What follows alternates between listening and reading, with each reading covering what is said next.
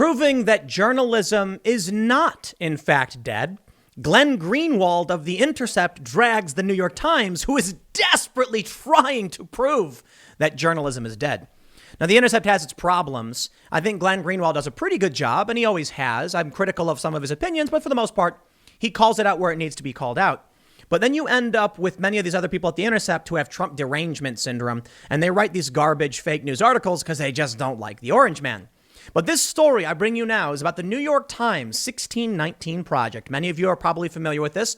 It's the one that claims the United States did not start in 1776. It started 1619 when the first slaves arrived in North America. That's patently absurd, not true, and has been refuted by many, many historians. In fact, some of the I don't know about most, but many of the founding fathers, notably Thomas Jefferson, tried abolishing slavery in the Declaration of Independence. But Southern states that had slaves refused and would not have joined the revolution unless they were allowed to keep them. I kind of feel like it's a cop-out, and there's a lot of interesting bits of historical context, notably that since the inception of this country, we've done an amazing job of granting civil rights to many people. But slavery did end in the UK before the US, my understanding. So some have actually argued if we never had the revolution in the first place, slavery would have ended first. But I think the revolution was good for many, many reasons. It's created a great nation, one of the most progressive nations in the planet, and one with a constitution and a Bill of Rights that protects our rights as citizens from the government. If we didn't have a revolution, we wouldn't have that, and we'd end up like the UK, where people are getting arrested for speaking. But anyway, I bring you back to this story.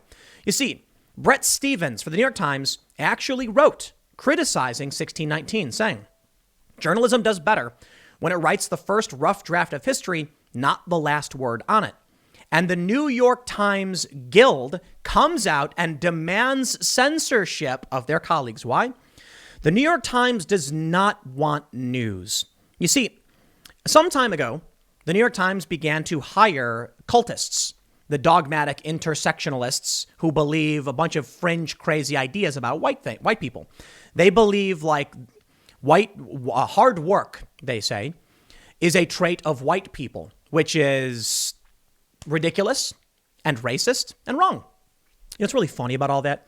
You know that in China, the compass was invented in like 200 BC, and Europeans didn't develop their own version of the compass for another 1,000 years. But these culty leftists think, you know, what did Prince Harry say? He believes the world was made by, he says, white people, and that he says it was made, according to Prince Harry, for white people. I break it up like that on purpose because Prince Harry said those words, and I'm not a fan of them. Well, here's the story. Glenn Greenwald writes, the New York Times Guild, the union of employees of the paper of record, tweeted a condemnation on Sunday of one of their own colleagues, op-ed columnist Bret Stephens. Their denunciation was marred by humiliating typos, and even more so by creepy and authoritarian censorship demands and petulant appeals to management for enforcement of company rules against other journalists. To say that this is bizarre behavior from a union of journalists, of all people, is to woefully understate the case. I'm sorry, friends. It's not a union of journalists. It's a sect of the dogma. They're not journalists. Please. If they were journalists, they'd actually do investigations.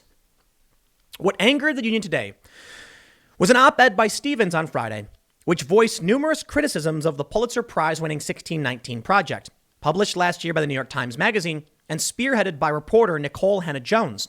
One of the project's principal arguments was expressed by a now silently deleted sentence that introduced it, that the country's true birth date is not 1776, as has long been widely believed, but rather late 1619, when the article claims the first African-American slaves arrived on U.S. soil. Despite its Pulitzer, the 1619 Project has become a hotly contested political and academic controversy, with the Trump administration seeking to block attempts to integrate its assertions into school curriculums, while numerous scholars of history accuse it of radically distorting historical fact, with some, such as Brown University's Glenn Lowry, calling on the Pulitzer Board to revoke its award. Scholars have also vocally criticized the Times for stealth edits of the article's key claims long after publication, without even noting to readers that it made these substantive changes, let alone explaining why it made them. Those are called stealth edits. To put it mildly, The 1619 Project is such an absurd piece of bunk drivel. They've made numerous changes without telling anybody. That's not journalism.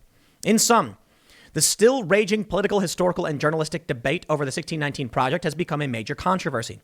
In his Friday column, Stevens addressed the controversy by first noting the project's positive contributions and accomplishments, then reviewed in detail the critiques of historians and other scholars of its central claims, and then sided with its critics by arguing, for all its virtues, buzz, spin-offs, and Pulitzer Prize, the 1619 Project has failed.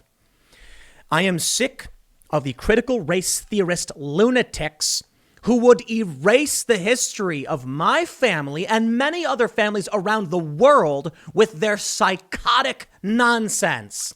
And of course, I'm talking about Asians. I love it when the left says, for all that Tim, tries to condemn identity politics, he sure loves to use identity politics. You morons.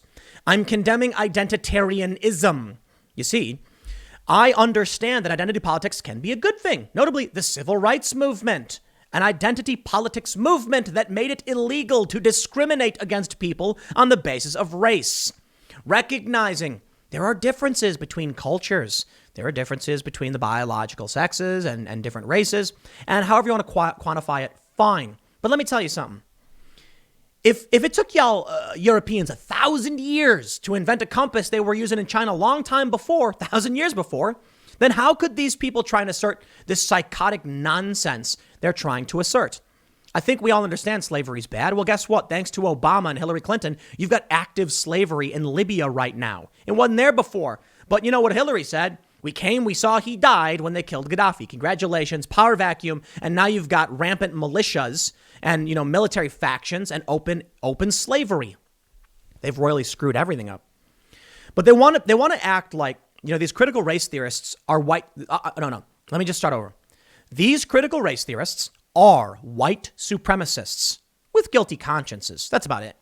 So when we say that, what we're trying to claim is that they believe that they are superior, but they're sorry about it.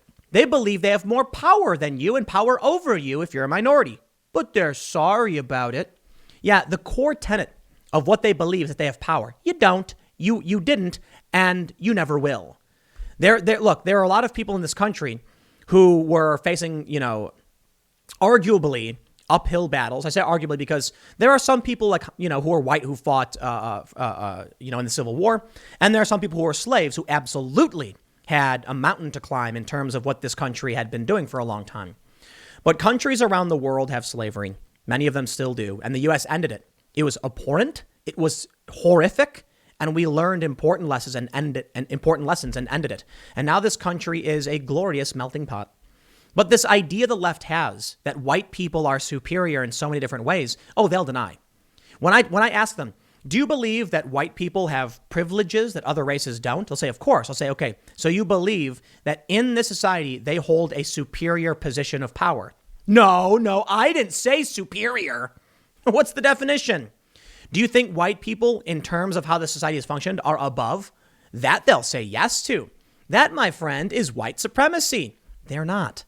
The only difference is that they think they need to end it. But I don't think they really do. I don't. The policies they propose, the things they're enacting, would result in overt and outright racial discrimination in favor of white people. Let me give you an example.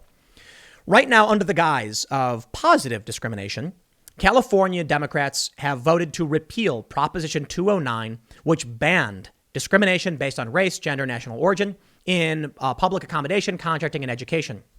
So I asked my friend, do you know what the percentage of California's, their racial demographics are? Yeah, it's mostly white.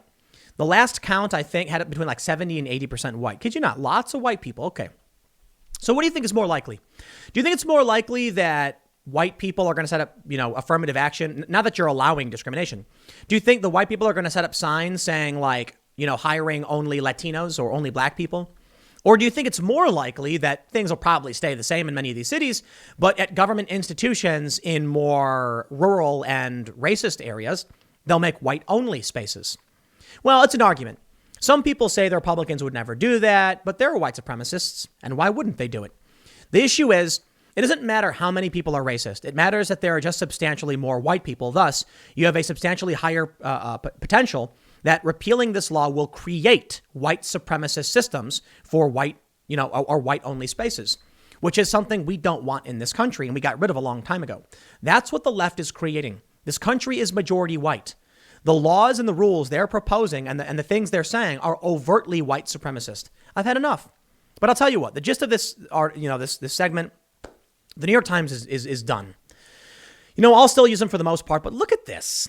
They're arguing for more censorship. No joke. Even Reason wrote about it.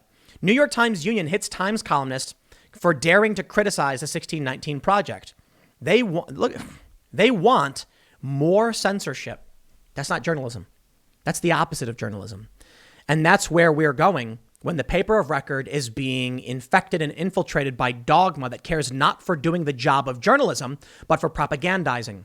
The New York Times goal needs to be to inform the public so they can make decisions. Instead, what do we get? How many news organizations endorsed politicians, like most of them? Get out of here. The New York Times, what a sad shell of an outlet you've become. You'll leave it there. Next segment's coming up in a few minutes. Stick around and I will see you all shortly.